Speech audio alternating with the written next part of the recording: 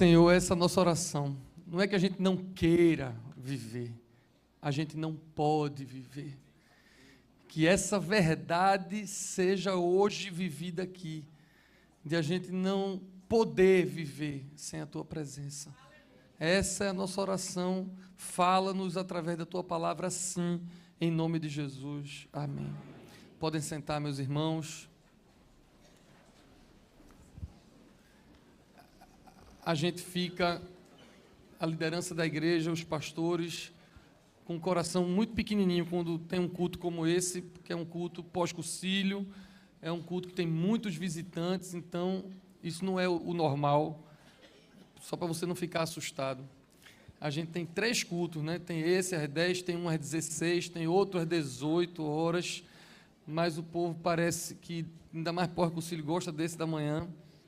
Aí eu fico com o coração na mão de ver vocês em pé, assim, mas eu vou tentar agilizar para você não ficar tanto tempo assim, desse jeito. Mas ao mesmo tempo a gente fica muito feliz, porque sabe que mais gente vai sair daqui alimentado pela palavra e pela Santa Eucaristia. Amém? Irmãos, quando eu comecei a estudar, antes de fazer teologia, eu estudei Direito. Foi a primeira faculdade que eu fiz. E comecei a trabalhar muito cedo. Meu pai é advogado, eu fui trabalhar no escritório, e ele tinha um sócio, que eu fui trabalhar com esse sócio dele. E a primeira petição que eu fiz, como estagiário de Direito, eu nunca vou esquecer, era um processo de despejo, chama ação de despejo. E tinha uma matéria que você precisava estudar para essa ação, que eu tive que ler e estudar direitinho para preparar essa ação, que era sobre benfeitorias. Talvez algum de vocês já tenham ouvido falar nisso. As benfeitorias que uma pessoa fazia na casa, que estava alugando e tudo. E lá no... Eu não sei se ainda é assim hoje, acho que é. Acho que essas coisas não mudaram, não. Mas, há mais de 20 anos atrás, dizia que tinha 3 tipos de benfeitorias. As necessárias, as úteis e as voluptuárias. Apesar desse nome ser feio, era assim que tinha. E as necessárias eram aquelas que eram importantes para a preservação e para a conservação do imóvel. As úteis, elas melhoravam o imóvel, o uso, e as voluptuárias eram aquelas que valorizavam o imóvel. Por exemplo, um conserto que você fizesse era uma benfeitoria útil, porque senão o negócio não funcionava. Se você botasse assim uma grade, alguma coisa assim, melhorava. Mas se você numa casa criasse uma piscina, um primeiro andar, aí já valorizava e era um outro tipo de benfeitoria. Eu estudei isso, eu nunca mais esqueci isso. E aí, quando comecei a estudar para essa mensagem que vou pregar agora de manhã, imediatamente eu lembrei disso. Porque eu penso que nós nos preocupamos e gastamos muito tempo, energia, orações e ansiedades com coisas que são voluptuárias, ou no máximo úteis, mas a gente não se apega, como deveria, às coisas que são necessárias. Pense, por exemplo, nas suas orações. Quando você ora antes de dormir, ou quando você acorda, ou sei lá qual é o tempo de oração que você tem, quanto tempo de oração você investe nas coisas que são realmente necessárias, e quanto tempo de oração você investe em coisas que, no máximo, seriam úteis, ou que são apenas para o seu ou o meu conforto. Então, é sobre isso que eu queria falar com vocês hoje, sobre coisas essenciais. E eu fiquei na dúvida em qual texto nós leríamos, porque eu não vou pregar sobre nenhum mesmo. Eu hoje decidi contar 3 histórias da Bíblia. Aí eu disse, se eu vou contar 3, eu vou ler uma delas, se vou contar 3, aí resolvi que não ia ler nenhuma das 3, vou contar as 3, e escolhi um 4º texto, que foi esse que o reverendo Pablo leu. Mas eu quero contar 3 histórias, uma do Antigo Testamento e 2 do Novo Testamento, que, na minha opinião, tem a ver com as coisas que são essenciais e que são necessárias. Vou contar a história rápido.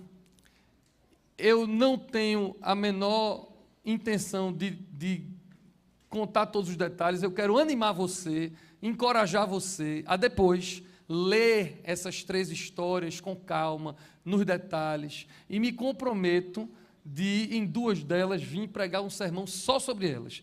Tem uma não, porque um já pregaram demais sobre ela, mas Tem duas histórias que eu conto um dia, um sermão sobre elas. Mas hoje é mais as coisas gerais, só para você saber das histórias. A primeira delas está no livro de 2 Samuel, o segundo livro de Samuel, no Antigo Testamento, no capítulo 6.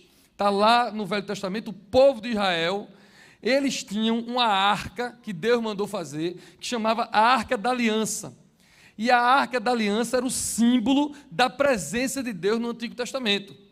Dentro dessa Arca da Aliança, por exemplo, estavam as tábuas da lei que Moisés tinha recebido no Sinai, um pedaço do maná que caía do céu para alimentar o povo, a vara de Arão. Isso estavam na Arca da Aliança, que o povo andava com essa arca como símbolo da presença de Deus. E esse símbolo da presença de Deus era tão forte que eles levavam essa arca para todo canto. Você sabe que o povo de Israel rodou muito e era um povo que caminhava e participava de muitas guerras. Então o que é que eles faziam? A arca ia para a guerra com eles. Porque quando eles iam para as guerras, eles queriam ter certeza de que Deus estava com eles na guerra.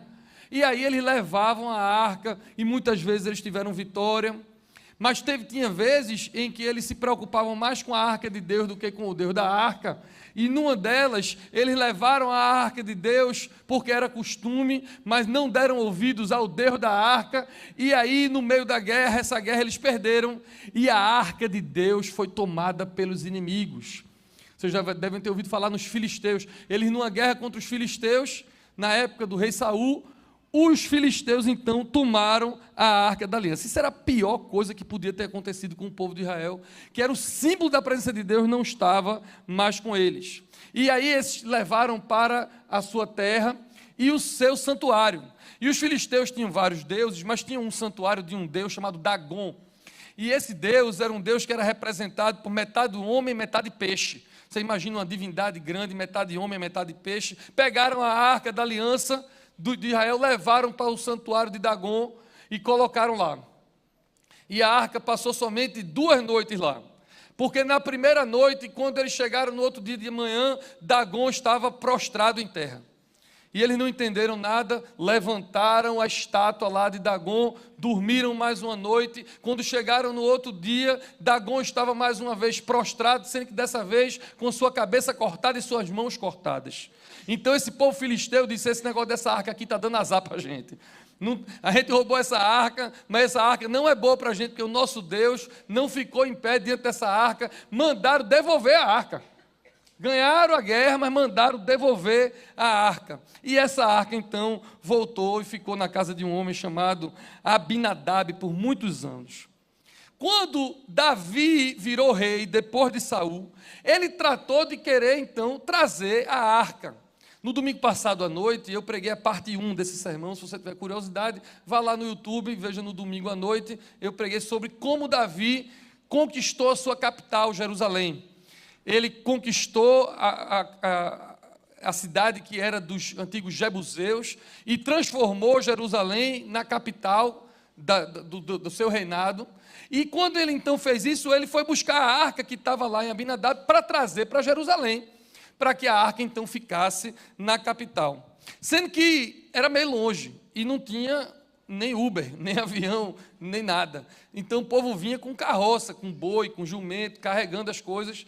E no caminho aconteceu algo muito triste, que eu não quero contar hoje, porque senão não vai dar tempo, mas um acidente com a arca, uma pessoa morreu, Davi ficou arrasado, ficou muito temeroso com o que tinha acontecido, e Davi então suspendeu essa chegada da arca em Jerusalém um pouquinho.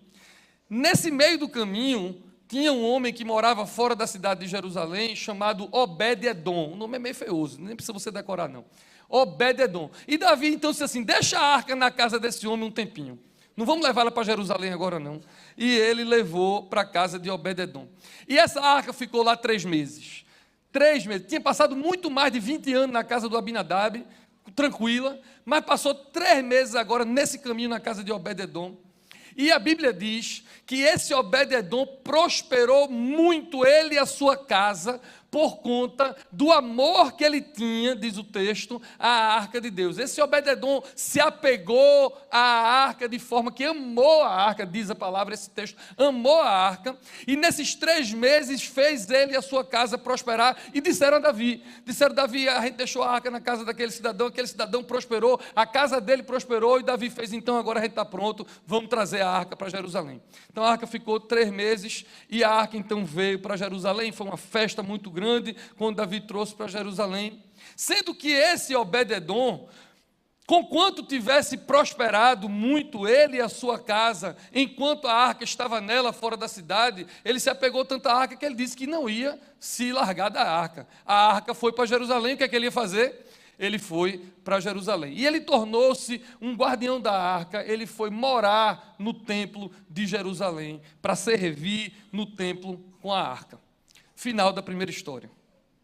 Vamos para a segunda história, e depois um dia vocês vão ler, e eu prometo que eu trago uma pregação sobre Obed-edom qualquer dia desse. Mas agora eu quero ir para o Novo Testamento. Eu quero ir para o Evangelho de Lucas, no capítulo 7. Jesus foi convidado por um fariseu para jantar na casa dele. E esse fariseu não tratou Jesus como deveria tratar, conforme os costumes da época. Eu não estou nem falando de uma honra muito grande. Os costumes da época, ele não tratou Jesus tão bem. E no meio do jantar, entra uma mulher pecadora, e essa mulher pecadora vai aos pés de Jesus, começa a lavar os pés de Jesus com perfume, com as suas lágrimas, e enxugar os pés de Jesus com os seus cabelos, e a Bíblia diz que ela beijava os pés de Jesus. E esse fariseu que tinha convidado Jesus, olha para aquela mulher com um desdém muito grande, mas Jesus disse a ele, sobre a mulher, Jesus estava dizendo, ela me ama porque foi muito perdoada. Quem é muito perdoado, muito ama. Eu cheguei na sua casa e você não me deu um beijo, como é costume, o ósculo. Eu cheguei na sua casa e você não lavou meus pés, como é costume. Naquela época só andava com sandália, era zona rural, areia. Quando alguém hospedava alguém, o mínimo que se fazia era lavar os pés, e ele não tinha feito isso com Jesus. E Jesus disse, desde que eu entrei aqui, só o que essa mulher faz é o que você não fez, é só me beijar e lavar os meus pés. Você talvez não precise de muito, mas ela precisou muito, foi muito perdoada e me ama muito. Essa história é a coisa mais linda do mundo. Ela foi muito perdoada. Terceira história. Qualquer dia desse eu prego sobre Lucas 7 de novo. Agora eu vou para Lucas 10 e vou terminar a última história. Sobre Lucas 10 eu não quero pregar não, porque só esse ano a gente já pregou umas 3 vezes sobre esse texto. Então eu vou nem demorar. Vocês conhecem a história de Marta e Maria. Há quem diga que essa Maria é aquela mesma mulher de Lucas 7, mas não há garantia de que isso seja verdade, então vamos passar de conta. Marta e Maria, irmãs de Lázaro, hospedaram Jesus um dia, e a Bíblia diz que Maria ficou aos pés de Jesus, Marta, porém, estava ocupada com muitas tarefas, óbvio, porque ela estava hospedando Jesus, e Jesus não andava sozinho, andava com pelo menos 12 com ele, na casa dela. Então Marta estava ocupada com muitas tarefas, e Maria ali aos pés de Jesus. E Jesus tem uma hora, quando Marta reclama da irmã que não estava trabalhando, e Jesus então diz, Marta, você anda muito ocupada, e Maria escolheu a melhor parte. Porque uma coisa só é necessária. Vocês estão dormindo, vamos repetir. Uma coisa só é necessária.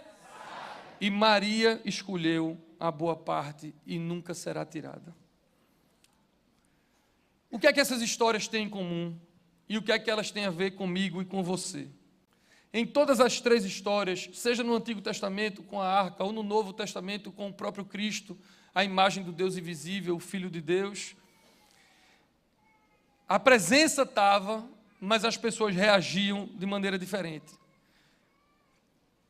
Primeiro, quando Obed-edom esteve na arca, acabou tudo. A vida dele ali mudou completamente. Podia prosperar, mas ele não largou a arca. Ele foi com ela até Jerusalém, até o fim da sua vida. Ele não se importou se a casa dele estava bem e se prosperava, porque quem já pisou no Santo dos Santos, em outro lugar, não sabe viver. A presença de Deus na arca era a mesma, mas as reações eram diferentes, porque ela ficou anos na casa de Abinadab e a gente não sabe dele. Mas a gente sabe que 2 dias da arca na casa de Dagom, ele caiu com o rosto em terra, porque Deus nenhum se sustenta diante do Jeová. E a gente sabe que 3 meses com essa arca em Obed-edom, ele foi muito abençoado. E a pergunta para você hoje é: como você reage à arca? Como você reage à presença de Deus na sua vida? O Senhor fez a casa dele prosperar pelo amor que ele tinha à arca. E não me diga que Deus está no seu coração se os seus ídolos ainda estão de pé. Ah, pastor, Deus mora no meu coração. A alegria está no coração de quem já conhece a Jesus e todo mundo grita, eu já conheço. Mas se os seus ídolos ainda estão de pé, a presença de Deus não está do jeito que você deveria reagir a ela. Os vícios, o dinheiro, os amigos, a fama, o poder ou qualquer outra coisa boa, se estiver mais importante ou à frente de Deus, elas são ídolos. E se os ídolos existem na sua vida, é porque você não está reagindo à presença de Deus como deveria. Quando nós estamos de fato na presença de Deus, nada vem antes e os inimigos se prostram. E a minha oração essa manhã é para que você aqui, mesmo com calor, mesmo em pé ou sentado no chão, entre na santa presença. Sinta a santa presença e reaja à santa presença, lançando fora todos os seus ídolos. Deixe que os ídolos e aquilo que você valoriza mais, deixe que aquilo que as suas orações mais querem, aquilo que habita nos seus sonhos e que são antes de Deus, deixe que eles caiam por terra hoje, em nome de Jesus. Importa que ele cresça maior do que toda a sombra que você projeta. Se não for assim, é pouco, porque não vai haver transformação. Ame a presença de Deus. Quando aquela mulher se jogou aos pés de Jesus, não se preocupou com o que estavam pensando dela, não estava preocupado com a reputação dela, ela só queria retribuir para Jesus o amor que foi revelado por ela no perdão. O anfitrião nada tinha a retribuir. Ele não amou Jesus, ele não honrou Jesus, talvez porque ele se achasse tão bom que ele não tinha nada para retribuir. O que é que Jesus ia fazer por ele? Ela não, ela foi muito perdoada e ela amava muito, então pouco importava qualquer coisa, o que ela queria era honrar Jesus. Será que às vezes a gente não é feito esse fariseu? Porque muitas vezes a gente diz assim, encontro de casais a gente faz muito isso, ontem a gente fez isso, não só para casais, convide Jesus para a sua casa, glória a Deus. Mas será que você convida Jesus para a sua casa e trata ele com desdém? Será que adianta só convidar Jesus para a sua casa, se ele na sua casa, você não reage a ele de uma forma diferente? Jesus às vezes está lá na decoração, no amuleto no seu pescoço, na tradição das festas, mas será que Jesus entrou mesmo na sua casa? E será que você o ama de verdade? Porque se ele entrou na sua casa, e se você o ama de verdade, você tem que ser transformado. Não dá para ficar 1, 2, 3, 4, 5 meses, anos, sendo a mesma pessoa. Não tem como, é impossível. Porque você vai quebrantar o seu coração na presença de Deus, você vai confessar os seus pecados, você vai se arrepender dos seus pecados, e Ele vai transformar a sua vida. Como aquela mulher que não se importou, e com seus cabelos e lágrimas enxugou Jesus. Como você reagiria de verdade com Cristo em sua casa? Mas não diga que Ele está na sua casa, se você o trata com desdém, só como um amuleto. Quem é muito perdoado, muito ama, não despreza o que Jesus fez por você. E eu vou dizer algo que eu preciso dizer, porque eu sei do que muitas pessoas estão pensando agora.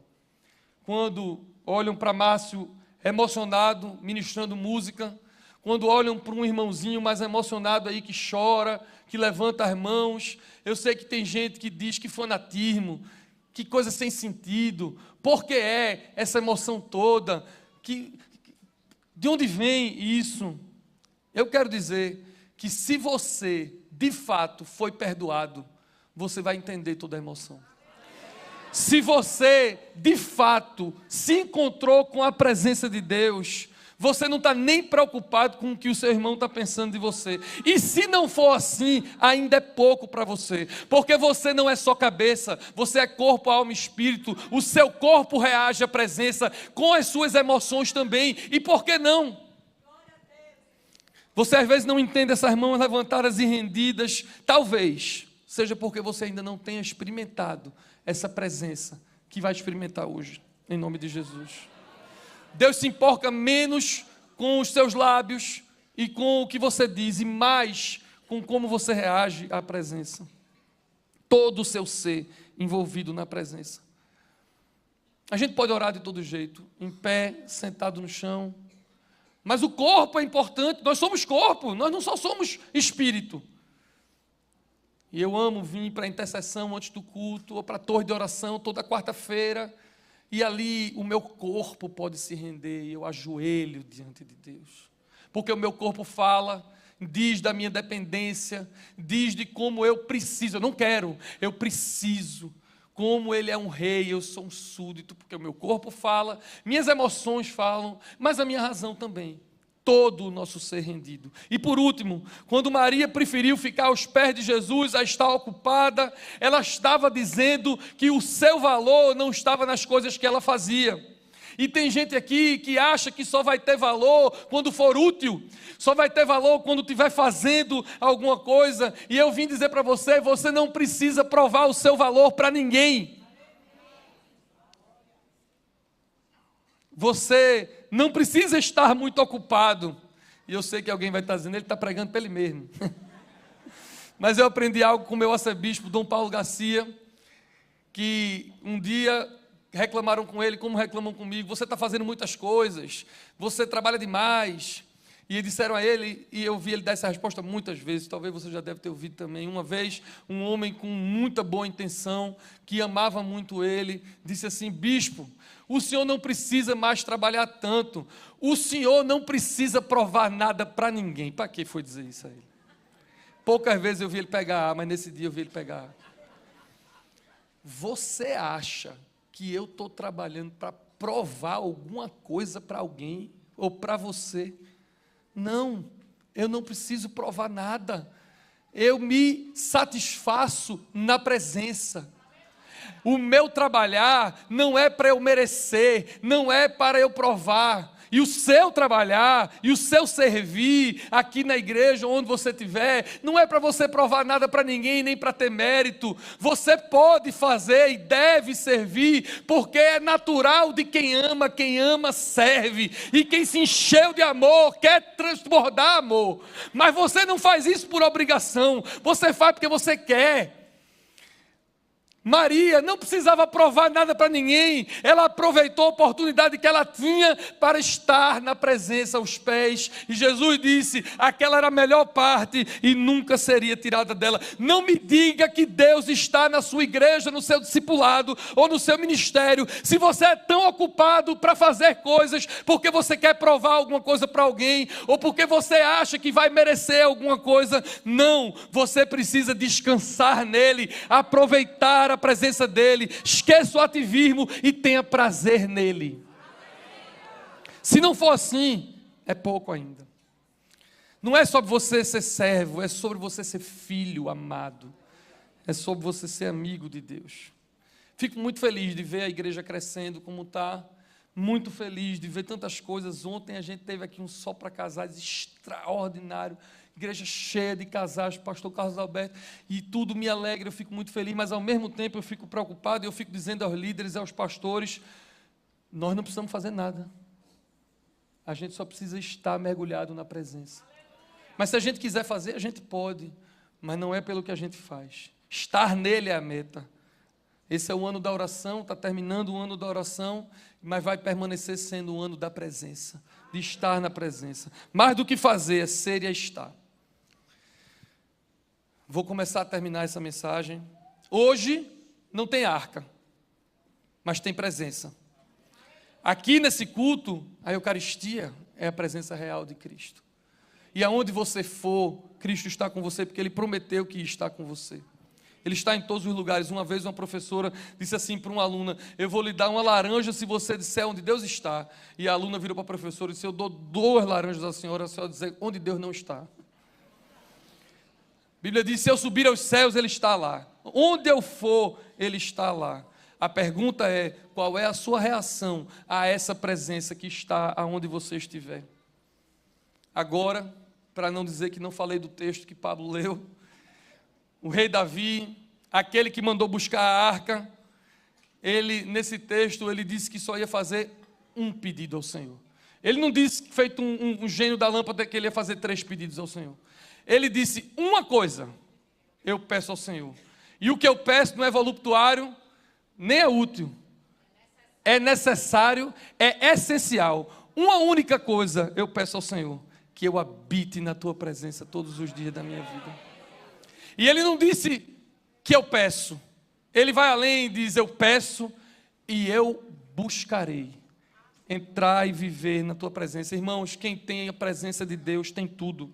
Quem tem a presença de Deus é abençoado como Obed-edom, é perdoado e acolhido como aquela mulher aos pés de Jesus, é instruído e satisfeito como Maria, porque a presença de Deus muda tudo. Não seja como Abinadab, não seja como os filisteus, não seja como o fariseu. Reaja à presença de Deus com todo o seu ser. Essa é a boa parte, nunca será tirada. E eu dizia para Paula ontem: Paula, o sermão está pronto, mas eu não tenho um final para esse sermão. Não tem um final, vamos orar por esse final. E a gente precisava preparar uma mensagem que a gente ia pregar ontem de noite no Congresso da Família da Igreja da Nova Aliança, da nossa diocese aqui na Lagoa do Araçá. E a gente tinha muitas outras atividades para fazer. E normalmente, quando eu vou fazer uma palestra com Paula, eu normalmente chego com ideia, jogo para ela, ela trabalha na ideia, manda para mim e depois a gente termina. Dessa vez eu virei para ela e disse: amor, é contigo e Deus te abençoe. Tu prepara tudo, porque eu não vou ter tempo de preparar nada para a Nova Aliança, porque a minha cabeça só estava nesse sermão. E eu não tinha um final para esse sermão. E enquanto eu fui fazer uma outra coisa, Paula foi para casa preparar a mensagem que a gente ia pregar de noite, e eu não tinha o sermão. Vim para cá, só para casar, lindo, saí, fui com ela para a Nova Aliança, e aí ela pregou lindamente, e eu fiquei ali dando meu pitaquinho, e quando terminou a mensagem, lá na Nova Aliança, o final do sermão chegou. Eu estava saindo com pressa, porque eu já ia para um outro compromisso com ela, e eu disse a Paula: Paula, quando a gente terminar, a gente corre para a porta, para sair logo com pressa. E Paula disse: não, mas eu vou dar um beijo em Valença. Para que ela foi dar um beijo em Valença? Porque Deus tinha um plano. Eu estava na porta, uma mulher me procurou e ela está aqui hoje. Mas como eu não pedi autorização, não vou dizer o nome nem nada. Essa mulher me procurou na porta da igreja, começou a falar comigo e Paula chegou, então ela começou a contar para mim e para Paula, e eu não vou contar a história toda. Eu só vou dar um resumo do que acontece quando uma pessoa entra na presença de Deus e reage à presença de Deus. A história é longa, mas eu só vou dizer que ela foi estuprada. Eu vou dizer que ela foi estuprada e desse estupro ela ficou grávida. Eu vou dizer que ela foi estuprada, desse estupro ela ficou grávida e foi abandonada por seu pai, que não queria cuidar de uma filha desonrada. Eu vou dizer que ela foi estuprada, ficou grávida, foi abandonada e com o tempo foi separada da própria filha que nasceu dela. Mas um dia, a presença de Deus chegou. E quando a presença de Deus chegou, mudou todas as coisas. Ela mandou uma mensagem para mim no Instagram, perguntou se a nossa igreja recebia pessoas quebradas. E a minha resposta para ela foi: vá para o culto hoje, só. Ela veio. E ela teve a sua vida restaurada, porque Deus já tinha dado a ela um casamento. E Deus, depois desse casamento restaurado, deu a ela uma família. E depois ela botou a ficha daquela filha com quem ela não falava há anos no encontro de jovens. E essa filha entregou a vida a Jesus. E hoje a presença mudou tudo. Ela é restaurada, casada, reconciliada com Deus, com a sua filha e com a sua família. A presença de Deus muda tudo.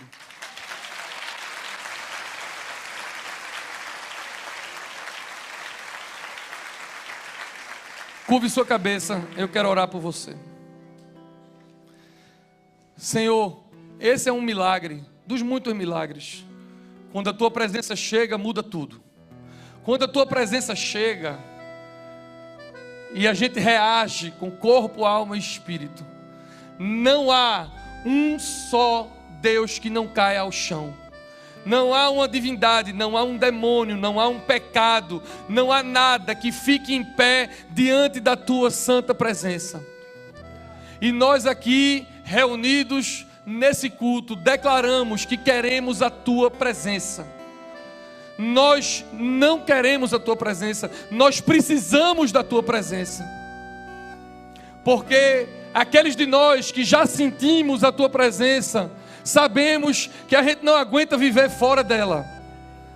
E aquele de nós que até hoje não tenhamos sentido ainda a presença dessa forma, não vão sair daqui hoje sem sentir a tua santa presença.